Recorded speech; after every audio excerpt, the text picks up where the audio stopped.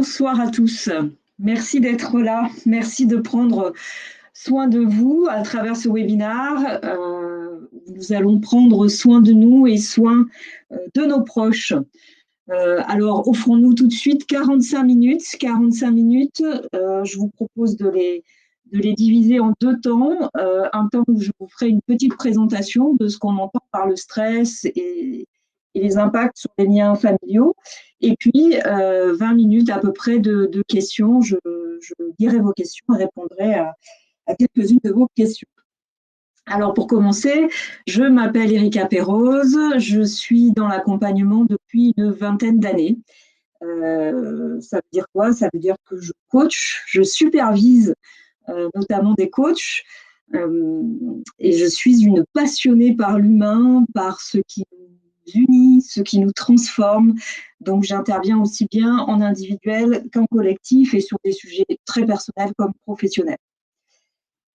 Alors, pour commencer, vous le savez certainement, le stress est un élément qui arrive très naturellement quand nous sommes face à un événement nouveau. Je crois que nous sommes en plein dans le sujet. Vous et moi, nous avons dû chacun aborder de nouvelles situations, de nouveaux événements qui nous ont certainement transformés et qui vont encore nous transformer.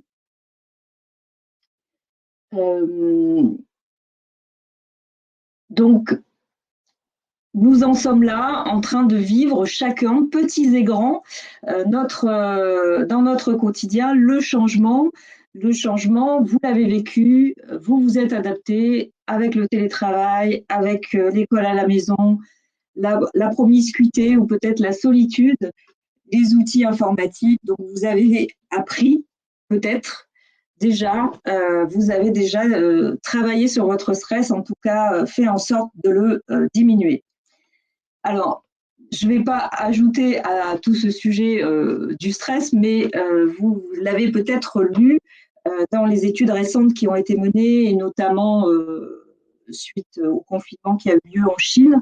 On s'est aperçu que ce qui augmentait le stress post-traumatique était pour les personnes qui avaient un confinement de plus de 10 jours. Donc, c'est dit, c'est là, le stress est au cœur de nos vies et il va falloir apprendre à le gérer. Et vous allez voir, on peut rester créateur de vie et acteur. Donc, je vous le souhaite et c'est ce que je veux vous amener aujourd'hui. La première chose, c'est que nous avons on appelle cela des facteurs modérateurs de stress que vous connaissez peut-être et que vous avez mis en place. Je ne vais pas m'y attarder, on pourrait y passer beaucoup de temps finalement, mais vous les connaissez et j'espère que vous les avez mis en place. En tout cas, je vous y encourage. Ces facteurs modérateurs de stress sont la structuration du temps, la structuration de l'activité. Donc, ça veut dire que pour vous et votre famille, vous avez certainement mis en place un planning, des créneaux horaires, le lever, à quelle heure on se lève, on s'habille, important pour les enfants de trouver ce rythme et de retrouver un environnement d'action. Voilà, le but de ces facteurs est de nous mettre en action et d'éviter de rester dans une sorte de rumination. Donc, structuration du temps, structuration des activités et bien sûr, hygiène alimentaire, hygiène tout court. Et puis, ce qui est conseillé aussi, c'est un peu d'activité. Le but étant d'être toujours en lien avec son esprit et son corps. Voilà pour la partie facteur modérateur. Alors, une fois qu'on a dit ça, il reste quand même un sacré travail à faire sur le stress. Je vous propose de partir d'une image que j'aime beaucoup et que j'emprunte à Daniel Sieg. Daniel Sieg ayant travaillé sur le cerveau, nous propose comme moyen de travailler avec nos enfants ou même pour nous-mêmes, de travailler à partir de l'image de la main et de se représenter la main comme le cerveau. Alors, pour commencer, le cerveau, vous avez ici la partie limbique. La partie limbique, c'est votre stress et c'est la gestion de vos émotions. Donc ça, c'est la première chose que vous allez avoir en tête, c'est qu'ici, ici se trouve votre stress. si vous avez cette partie-là ici, on ferme le point sur votre partie limbique et nous avons l'ensemble du cerveau et on va surtout s'attacher à la zone frontale. La zone frontale, c'est là où il y a votre curiosité et où il y a votre prise de décision. Donc votre cerveau, il fonctionne bien quand votre limbique est rattaché à votre zone frontale. Mais le stress, vous pouvez le sentir par différents symptômes et vous pouvez arriver à le gérer. À ce moment-là, il reste relié et vos prises de décision sont bonnes. La difficulté, c'est quand vous ne prenez pas soin de ce stress, de votre partie limbique, et de votre partie limbique derrière va se trouver les émotions. Si vous ne prenez pas soin, si votre enfant ne prend pas soin, si vous ne l'aidez pas à prendre soin de cette partie-là, que se passe-t-il ? Le stress et la partie limbique prend sa place et se détache de la partie frontale, donc de la décision et de la curiosité. Est-ce que c'est clair pour vous? Donc, partie limbique et ici, partie frontale. Le but étant de rester toujours les deux coordonnées. Là, vous êtes en sécurité. Donc, vous voyez que dans les liens familiaux, ce qui est important pour qu'il n'y ait pas de relations difficiles, c'est de bien permettre à chacun d'être en lien entre ses émotions et sa prise de décision. Donc, derrière, nous allons avoir un chemin, un travail à faire pour bien faire en sorte qu'ils restent connectés. Cette image-là, vous pouvez l'utiliser avec les enfants, ils la comprennent très bien et du coup, très vite, leur dire, à ton avis, ton émotion, elle est comment? Est-ce qu'elle prend beaucoup de place? Est-ce qu'elle est très active? Est-ce que tout est bien en lien? Alors, on a vu rapidement qu'un événement nouveau entraîne des symptômes de stress. Alors là, ce qui est important d'avoir en tête, c'est qu'on les a tous, ils sont tous différents, nos symptômes, d'une personne à l'autre. On va avoir d'un côté l'irritabilité, de l'autre côté des problèmes de sommeil, etc. Donc, très difficile, mais ce qui est intéressant ici, c'est d'aller les regarder et d'aller voir un petit peu ce qui se passe. Une fois que vous avez fait ce travail, je vais vous donner quand même quelques outils pour faire ce travail. Je vous conseille, pour vous, que ce soit avec vos enfants, votre conjoint ou vos parents, c'est surtout de vous amuser dans cette partie identification de mon stress. Et après, on ira sur les émotions. Identification de mon stress, mettez-y de la légèreté.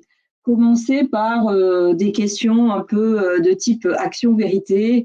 Quelle est la réaction la plus intelligente que j'ai eue dans un phénomène, dans une situation de stress?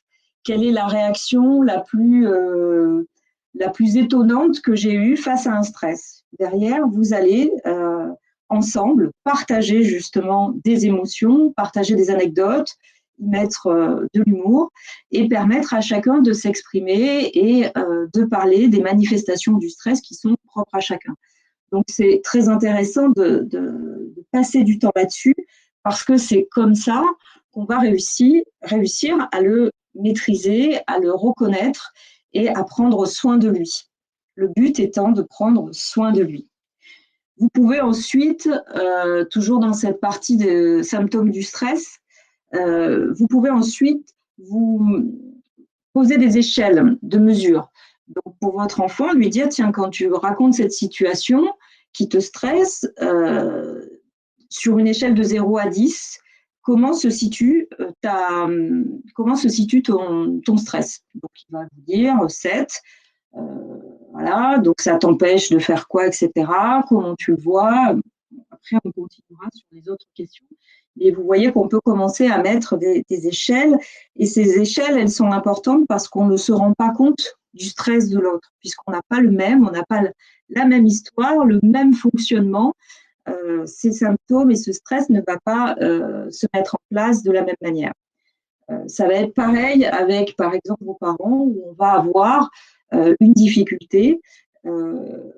une difficulté quand la personne est âgée, elle a un certain nombre de peurs, elle a un certain nombre d'anxiété. Donc là, il va être intéressant aussi d'aller poser quelques questions. Voilà pour cette partie sur les symptômes. Alors ensuite, vous allez directement, quand on est toujours dans la partie limbique, on a ici, dans ce siège-là, le stress et tout de suite les émotions. Les émotions, vous les connaissez. Je vous ai mis ici à l'écran les émotions les plus classiques en cas de confinement. La peur, il peut y avoir de la colère, de la tristesse et de la surprise. Ces émotions, c'est la même chose. Elles méritent d'être bien prises en compte pour permettre à chacun de mettre derrière les besoins et les actions qui vont avec. Je vous donne un exemple. J'ai une coachée, appelons-la Eliane, qui m'appelle et qui me dit à propos du confinement, enfin à propos plutôt de la pandémie, qu'elle est terrifiée. Donc, terrifiée, donc je commence à explorer avec elle ce qu'il y a derrière et elle me parle de l'Afrique, pays auquel elle est très attachée et où elle a lu que l'Afrique, face à la pandémie, manquerait terriblement de moyens.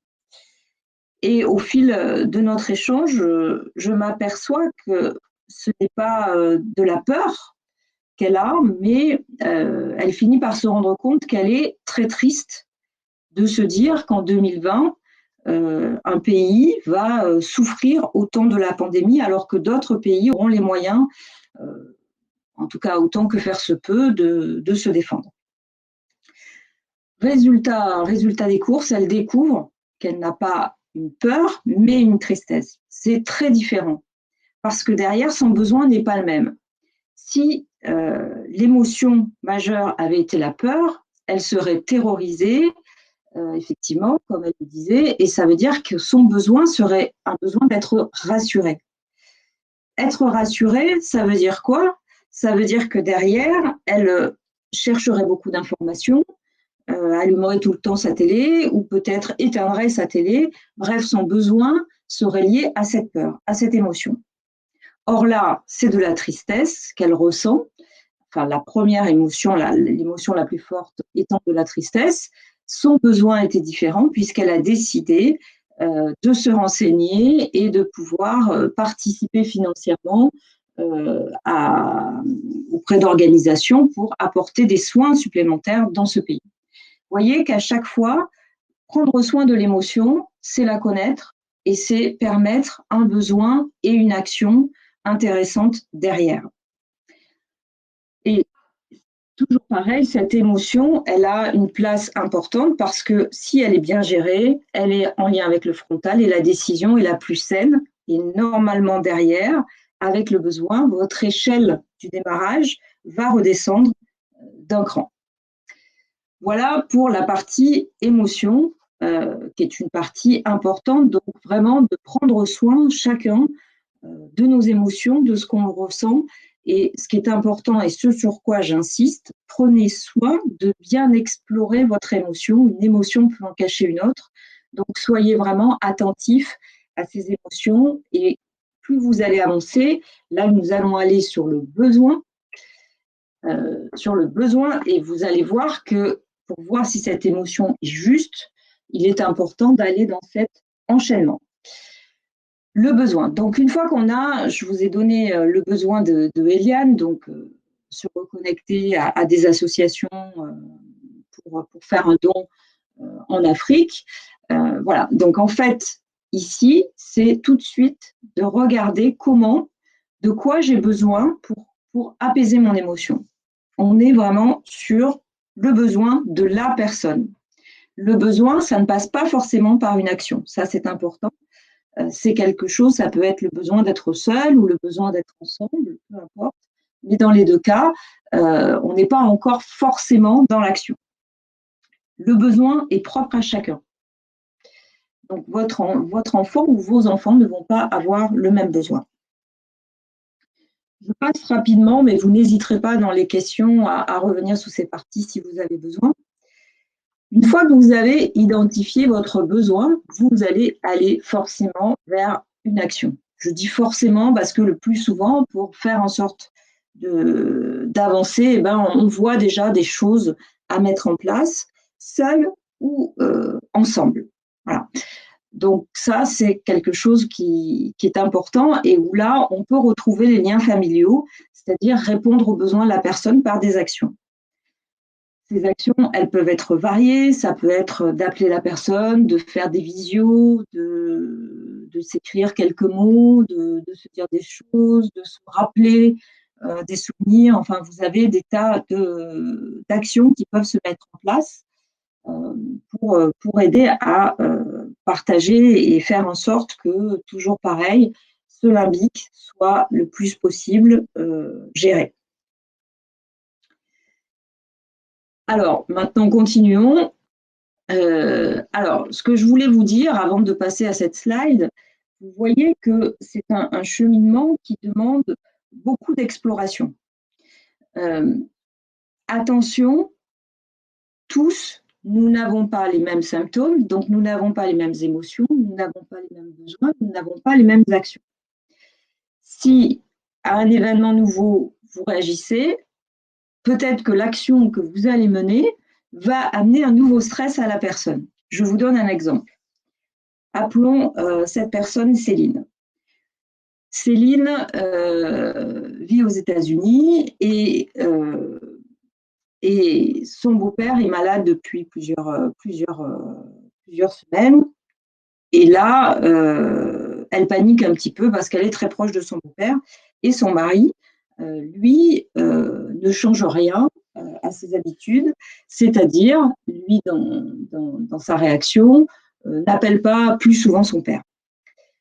Elle, Céline, sa manière de répondre à son propre stress, c'est d'avoir plus souvent son beau-père et de prendre des nouvelles. Donc, plus souvent, elle voudrait l'appeler tous les jours, voire tous les 2 jours. Son mari ne le fait pas, donc elle est un peu frustrée. Elle en parle à son mari, qui ne comprend pas très bien, mais qui décide de prendre le besoin, finalement, de Céline et de passer en action et d'appeler tous les 2 jours son père. Mais vous comprenez bien que là, pour le papa, c'est un événement nouveau. Qu'est-ce que ça veut dire que mon propre fils avec qui j'ai eu peu de contact ou moins de contact depuis qu'il est parti, qu'est-ce que cela veut dire qu'il m'appelle tous les jours? Donc, il peut imaginer que derrière, le message, c'est « je vais certainement mourir très très vite, il a dû avoir des informations, etc. » Et là, on enchaîne, comme vous le voyez, une boucle de stress, puisque la personne va elle-même devoir gérer et la maladie et son stress, et on risque d'avoir des réactions qui ne correspondent pas. Donc ça, c'est très important de ne pas... Il y a plusieurs choses. Il y a le besoin, votre besoin vous appartient. Votre action vous appartient. Ne demandez pas à quelqu'un de prendre votre besoin. Soyez responsable de votre besoin. Et si vous mettez une action qui implique quelqu'un d'autre, qui implique un de vos parents, par exemple, comme là, pensez bien à le questionner. Tout au long, là, ce qui est important dans ces liens familiaux, c'est de questionner. Si je t'appelle, j'aimerais bien t'appeler plus souvent pour savoir comment tu vas. Qu'est-ce que tu en penses? Est-ce que ça te va? Mon but, c'est pas de te stresser. Mon but, c'est vraiment de prendre soin de toi. Est-ce que ça te va? Est-ce que tu as une autre idée? Est-ce que tu préfères qu'on fasse comme d'habitude? Voilà, vous pouvez poser la question pour ne pas créer de nouveaux stress et des malentendus et des émotions qui ne sont pas, en tout cas, dans votre intention. OK. Donc, nous avons vu là, la plupart des choses, vous avez vu qu'il faut explorer au maximum. Je lis en même temps vos questions pour y répondre tout à l'heure. Je vois. OK. Donc, nous avons vu ensemble plusieurs choses. Nous avons fait la moitié du chemin. Il en reste une partie parce que cette partie-là est là pour vous dire il y a un fonctionnement naturel. Et rappelons que le stress est un élément naturel et porteur, puisqu'il vous permet de vous adapter. Il vous permet de dire à votre zone frontale qu'il y a un danger éventuel et qu'il faut s'adapter. Donc, c'est un superbe outil. Le seul problème, vous l'avez bien compris, c'est qu'on n'en prend pas soin. Donc là, l'idée, c'est de redonner sa place à ces symptômes, à ces émotions, et d'en prendre soin et d'aller jusqu'au bout pour faire évoluer notre stress, pour le faire bien évoluer. Alors, maintenant, c'est bien beau tout ça, hein, c'est bien beau, mais ce qui va être vraiment important, ça va être deux choses pour vous assurer que vous êtes sur le bon chemin. Deux choses. La première, c'est le cadre. Et la deuxième, c'est la posture. Le cadre, c'est espace-temps, espace-lieu. Si vous décidez de dire votre désaccord à votre frère qui a envoyé un mail à toute la famille dans un espace-temps où lui il gère ses 2 enfants qui sont dans le jardin et il doit partir dans 20 minutes, le cadre, je peux vous garantir, il n'est pas bon. Donc la personne, elle se dit, il faut que je surveille les enfants, je me suis engagée, je dois partir, je n'ai pas encore vérifié que les enfants avaient ramassé tous leurs jouets. Bon, et puis maman m'agace, etc., etc. Donc forcément, il va être dans cet état. Donc c'est de toujours poser avec la personne un cadre, donc questionner, j'aimerais bien reparler avec toi d'une situation, est-ce que tu en es d'accord, quand est-ce qu'on peut se parler? On en a pour 20 minutes, essayer d'avoir un temps suffisamment long pour que la personne puisse vraiment se fier à ce cadre-là. Ça, c'est la partie qui va vous permettre vraiment de sécuriser votre relation à l'autre. Et ensuite, on va avoir ce qu'on appelle la posture. Alors, je vais vous présenter rapidement un outil. J'aimerais y passer du temps. J'adore cet outil. Ça s'appelle les positions de vie. C'est un outil qui vient de l'analyse transactionnelle. Donc, Eric Berne, psychiatre, et qui a travaillé sur les relations et puis la relation à soi. Donc, si nous regardons cet outil, vous voyez que vous avez tout en haut, moi, avec un OK plus vers le haut et un OK moins tout en bas. Donc ça, c'est, admettons, c'est vous.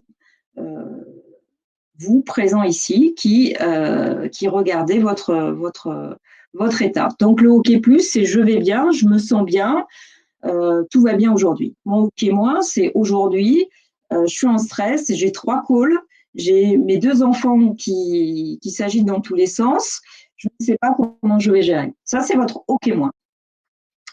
Et puis, il y a l'autre. Et l'autre aussi, il va être soit en OK plus, soit en OK moins. Donc forcément, vous voyez que ça va être compliqué. Donc vous avez une petite boussole au milieu et quand elle est grisée, donc c'est-à-dire sur 3 cadrans, quand elle est grisée, ça veut dire que ça va être compliqué d'être dans la bonne posture. La bonne posture, elle est posture plus plus, donc en haut à droite, où la petite boussole est indiquée sur le rouge. Voilà. Le reste, ça veut dire que là, on n'est pas prêt à coopérer. Donc, pour explorer une situation, pour poser un problème particulier, etc., je peux vous dire que c'est des situations, les postures plus-moins sont parfois un petit peu délicates. Je vous donne un exemple de posture moins plus. Donc, moins plus, moi, je me sens pas bien et l'autre se sent bien. Bon, ben voilà, ça ne va pas et on peut faire le contraire. Et puis, posture moins, ben, tous les deux, on n'est pas bien. On est en train de s'enfoncer avec des informations qu'on a reçues et en même temps, on sent bien que ça n'apporte rien de constructif. Donc, l'idée étant d'aller chercher la posture plus à chaque fois, donc de vous adresser à l'autre en vérifiant avec lui que c'est le bon moment toujours, que ça va, qu'il est bien et que ensemble vous pouvez travailler sur, vous pouvez vous poser des questions ensemble. Attention, dans ces cas-là, pour la posture plus, ça veut dire pas d'infantilisation, pas de victimisation. On est vraiment, on essaye, on ne se pose pas en mode de gérer la relation, mais vraiment quelque chose qui soit en parité. Voilà, c'est un outil qui est très utile parce qu'il vous permet de faire le point sur où est-ce que j'en suis. Avant de passer mon coup de fil, est-ce que je suis en plus? Et d'écouter l'autre et de vous assurer, est-ce qu'il est en plus? S'il y a encore l'infirmière dans les parages, votre parent n'est pas forcément en plus parce qu'il a envie de dire au revoir à son infirmière, etc., etc. Donc, à chaque fois, d'être en conscience, d'être en empathie aussi de ce qui se passe dans la relation à l'autre. Alors, comme évidemment, je vais vous laisser la place aux questions, je vais vous faire une toute petite synthèse et vous donner un autre outil. En résumé, les éléments de la coopération, dans ce qu'on a vu, on a parlé du questionnement de l'émotion, du besoin, avec l'idée de rester toujours en parité. Dans le cadre, on pose un cadre qui soit un cadre juste d'écoute, de bienveillance, de non-jugement, bien sûr. Quelque chose qui marche bien pour être justement pour activer ensemble quelque chose de riche, c'est le partage d'expériences émotionnelles. Comme je vous le disais tout à l'heure, commencer à parler d'anecdotes qui vous est arrivées. Ça permet vraiment d'aller sur un partage qui est intéressant.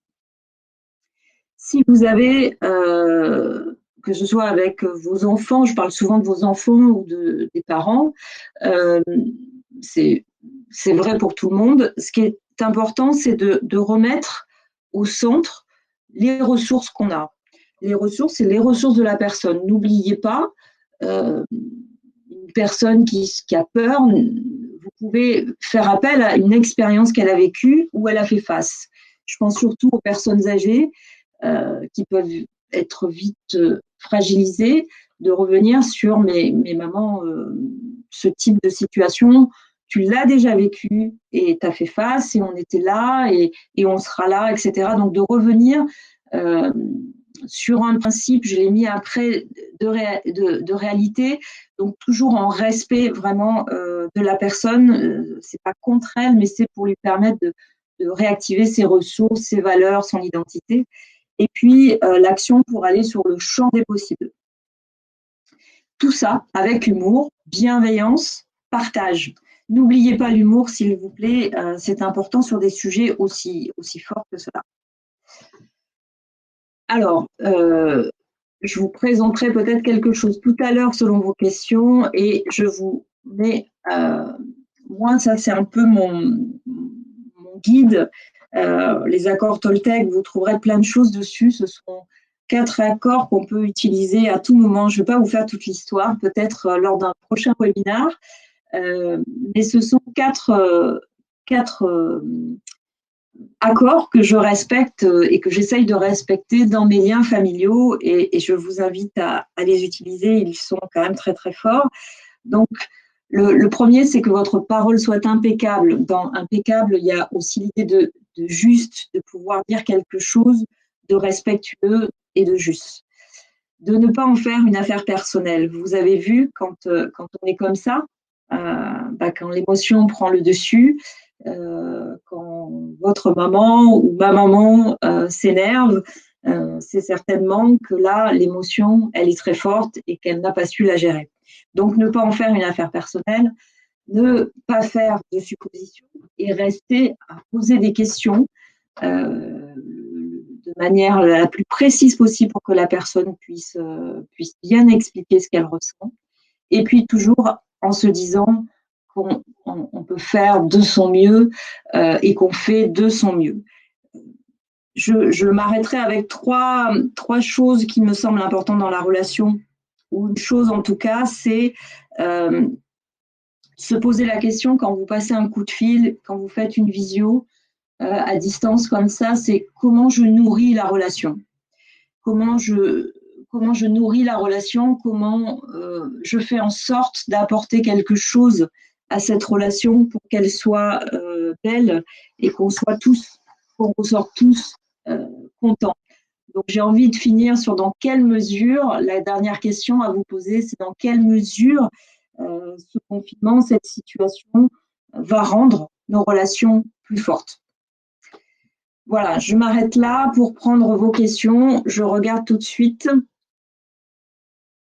Alors, je vois la dernière. Faut-il accepter tous les besoins de ses enfants et les faire évoluer par la suite? En fait, je vous répondrai non dans le sens où il faut que les besoins soient des besoins qui n'empêchent pas votre liberté. Donc là, il mérite d'être expliqué, d'expliquer les conséquences, etc., plutôt que de revenir dessus plus tard dessus. Il me semble plus intéressant de regarder le besoin et l'impact du besoin qu'il peut y avoir. Ok. Pourriez-vous nous donner un récapitulatif? Alors ça, j'en ai un pour traiter. Je regarderai comment vous le donnez. Ok. Comment dire à sa famille nos besoins? Alors ça, c'est une question difficile parce qu'elle est très très large. Qu'est-ce que je peux vous dire? Je pense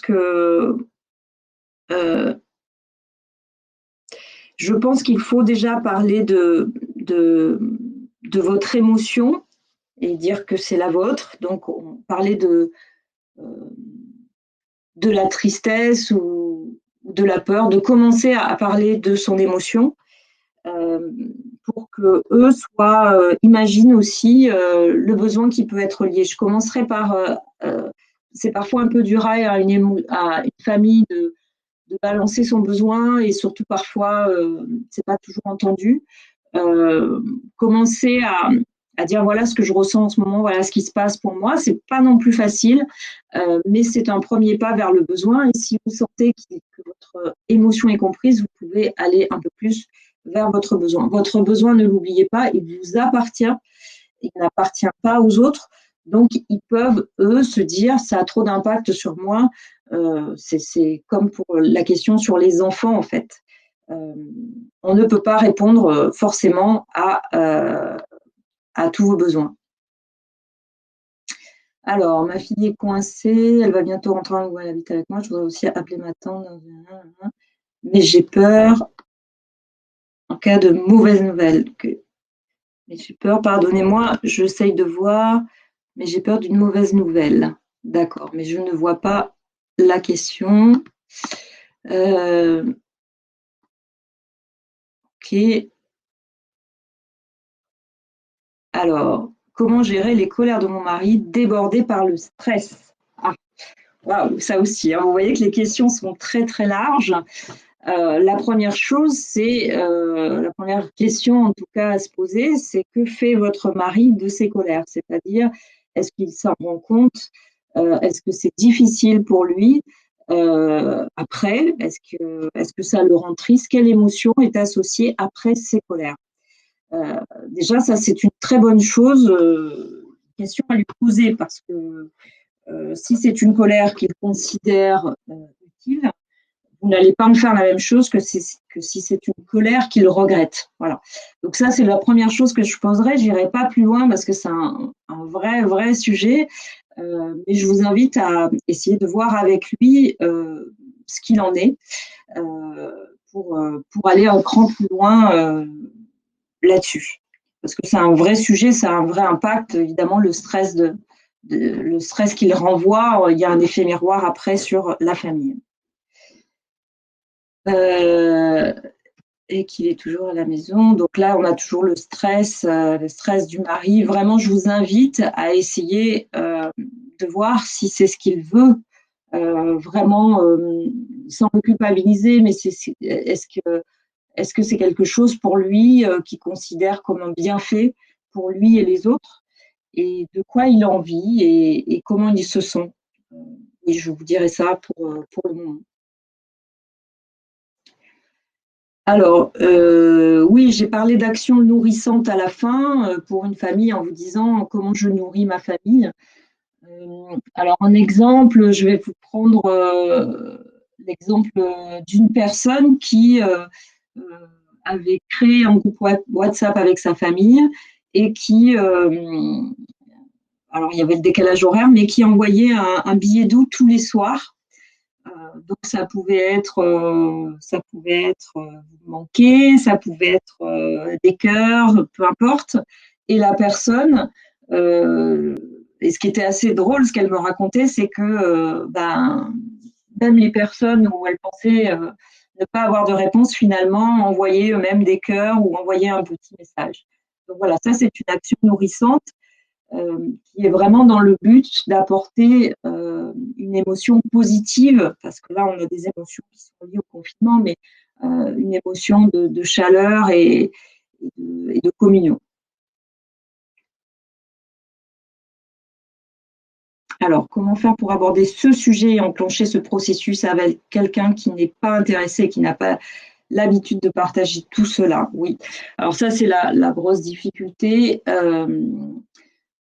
Alors, la question qui se pose, c'est quand il y a du stress, souvent derrière, il y a des effets négatifs, comme on l'a vu. Donc, les personnes sont un peu plus amenées, un peu plus prêtes à en parler que si c'est de parler d'une émotion. Vous pouvez commencer à poser des questions sur son besoin. De quoi tu aurais besoin? Comment on peut t'aider, etc. Et puis revenir progressivement, faire un peu le chemin inverse. Le besoin, c'est ce qu'il y a presque de moins personnel. Enfin, c'est moins personnel que de parler de l'émotion. Et vous pouvez essayer sur l'action, mais ça ne marche pas toujours. Voilà. J'en ai peur de rester seule. Que faire? Alors, bon, je pense que là, moi, je vous renverrai. Là, c'est pas vraiment de mon domaine. Si je lis à haute voix la question, que votre fille a peur de rester seule. Elle est partie, je ne sais plus où elle est. Voilà, se réveille la nuit et en journée a peur de rester seule. Que faire? C'est plus une question ici. Moi, je vous enverrai plus, mais peut-être que vous l'avez déjà fait effectivement, de voir une psychologue pour qu'elle puisse poser ces sujets-là. Alors, avec un enfant de 5 ans, en tout cas, ce que vous pouvez faire, c'est faire une météo. Vous trouverez sur Internet des kits météo émotions. Donc avec la colère, la tristesse, etc. Et déjà tous les jours, travailler sur la météo émotion, comment je me sens aujourd'hui. Vous pouvez le faire de manière très matérielle, mais aussi autour d'un repas. Donc ça peut être intéressant pour commencer à aller chercher ce sujet-là. Là, vous êtes évidemment sur le problème. Maintenant, ce qui serait intéressant avec elle, c'est de commencer à identifier ses émotions et son mode de fonctionnement et un peu son raisonnement. Donc, avec une psychologue, ce serait bien, mais vous pouvez vous aussi avoir commencé à discuter avec elle sur ce qu'elle ressent. Ok, très bien. Eh bien, écoutez, voici nous arrivons à la fin de ce webinaire. Donc, je vous remercie. Bon, j'imagine qu'il y avait d'autres questions. J'ai essayé de répondre au plus pressé. Vous êtes nombreux. Ce soir, j'ai vu que certains, ça m'a un peu perturbé, avaient des problèmes de son. Sachez que ce webinaire a été enregistré, donc vous allez pouvoir le voir, le revoir en replay. Vous allez recevoir un mail avec ce replay et les questions seront lues. Donc, vous pourrez avoir toutes ces informations. Et ce que vous aurez aussi, parce qu'il y avait une question sur le processus avec un enfant, je vous ai mis un récapitulatif. Je mettrai un récapitulatif de ce processus avec les enfants. Voilà, je vous remercie pour ce temps. J'espère que vous y avez trouvé des outils pour vous permettre à chacun d'avancer dans ses relations et dans ce sujet du stress dans des situations particulières. Je vous dis peut-être à bientôt.